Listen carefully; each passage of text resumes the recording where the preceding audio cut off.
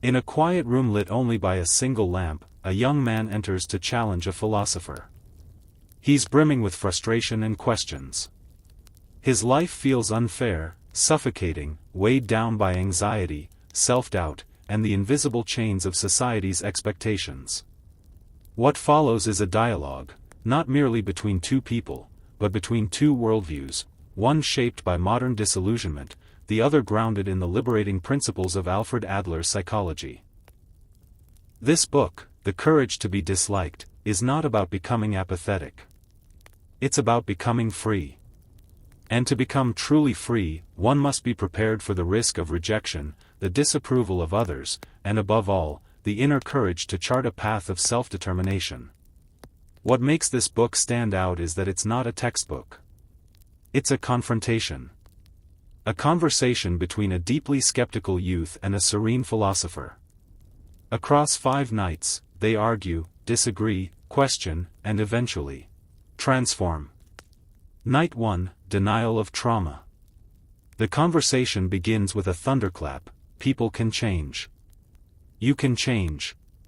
And your life can be changed, right now. The young man scoffs. His belief is clear: life is shaped by past trauma. Our pain defines us. But the philosopher gently rejects this. Trauma, he argues, doesn't exist in the way we think. It's not the cause of our behavior, it's a convenient justification. We use our past to excuse our present.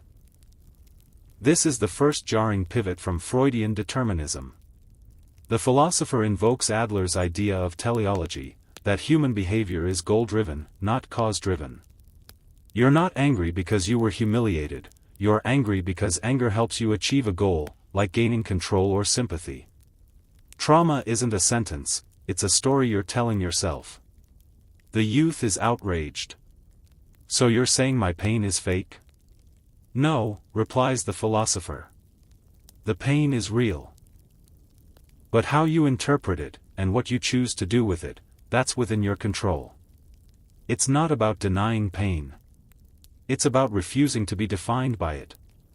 You are not a product of your past, but of your choices in the present. And that's the first radical assertion: you can change, right now, not after therapy, not after success, not after healing. Right now. Night 2, all problems are interpersonal relationship problems. The philosopher goes further. He declares that all human problems are interpersonal relationship problems. Anxiety, depression, low self-esteem, even feelings of worthlessness, they all stem from how we relate to others. This statement hits the young man hard. Isn't that too simple? At the heart of it lies a key concept: the need to be recognized. We crave approval. We chase likes, praise, admiration. But in doing so, we become slaves to the gaze of others. Our sense of self becomes externalized, handed over to bosses, parents, lovers, and strangers. Adlerian psychology, however, offers a path out: the separation of tasks. This is one of the book's most powerful concepts. It teaches us to distinguish what is my task, and what is someone else's. For example, going to school is the child's task, not the parent's. Studying hard is the employee's task, not the employer's. Whether someone likes you is their task, not yours. The key to freedom is to not interfere with other people's tasks, and to not let others interfere with yours. This is how you liberate yourself from the fear of judgment. You don't need to be liked. You need only to live in alignment with your own values. This night ends with a bold principle. Freedom is found when you relinquish the need to be recognized. Night 3, Discarding the desire for recognition. This is the hardest pill to swallow. The youth clings to the belief that being liked is essential to self-worth. But the philosopher invites him to imagine a world where you act not to be liked, but simply because you choose to. This is what Adler calls living in harmony with community. It's not about selfishness. On the contrary, it's about contributing without needing applause. Adlerian psychology redefines happiness as a feeling of contribution. The moment you stop living to meet others' expectations and start living to offer value, no matter how small, you begin to feel truly useful. And usefulness is at the core of happiness.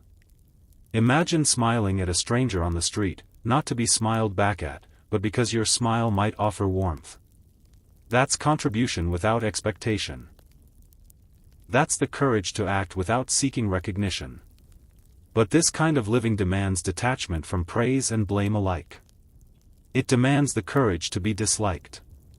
Because if you live authentically, some will admire you, but others will reject you. If you fear disapproval, you'll contort yourself to fit in, and lose your integrity in the process. Night 4, where the center of the world is. Now the philosopher addresses the core of identity. Who am I, really, if I stop living for others? He introduces the idea of self-acceptance, confidence in others, and contribution to the community as the three pillars of mental well-being. Self-acceptance doesn't mean complacency, it means embracing who you are now, while still striving to grow. It's the refusal to define yourself by failure, past mistakes, or others' judgments.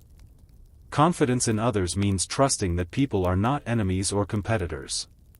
The youth resists this. People will betray you, he insists.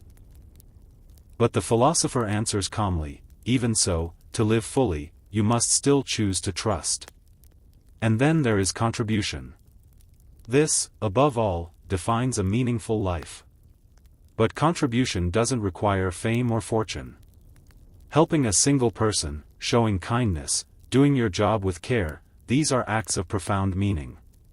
The world doesn't need heroes. It needs people who dare to give quietly, without need for glory. And here lies a crucial Adlerian insight. Your worth is not something to be proven. It's something you affirm through contribution. Night 5, the courage to be normal. The final conversation is the most humbling. The philosopher challenges the youth's obsession with being special. He calls it the desire for superiority, a subtle form of egotism. Wanting to be the smartest, most successful, most admired, it's all a trap. It disconnects you from others. It creates a vertical world where people are ranked, rather than a horizontal one where everyone is equal. Adler proposes something radical, the courage to be normal. Not average in a lazy sense, but equal in dignity, equal in humanity. You don't need to stand above others to be worthy. You are already worthy because you exist. And finally, the philosopher emphasizes living in the moment. Not to escape the past or worry about the future, but to engage fully in the present task at hand. Whether you are cleaning a room, speaking to a friend, or simply walking, life is now. And when you live fully in the now, your life becomes a series of chosen acts, not a reaction to external pressure. Conclusion: as the 5 nights end, the youth is no longer combative. He is reflective.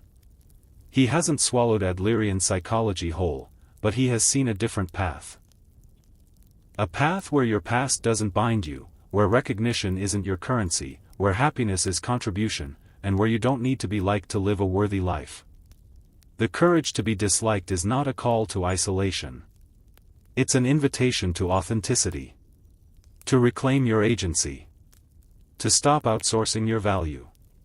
To understand that you are not the sum of others' opinions, nor a slave to your past. You are free to choose your life, starting now. And in that choice lies the greatest courage of all, the courage to be disliked.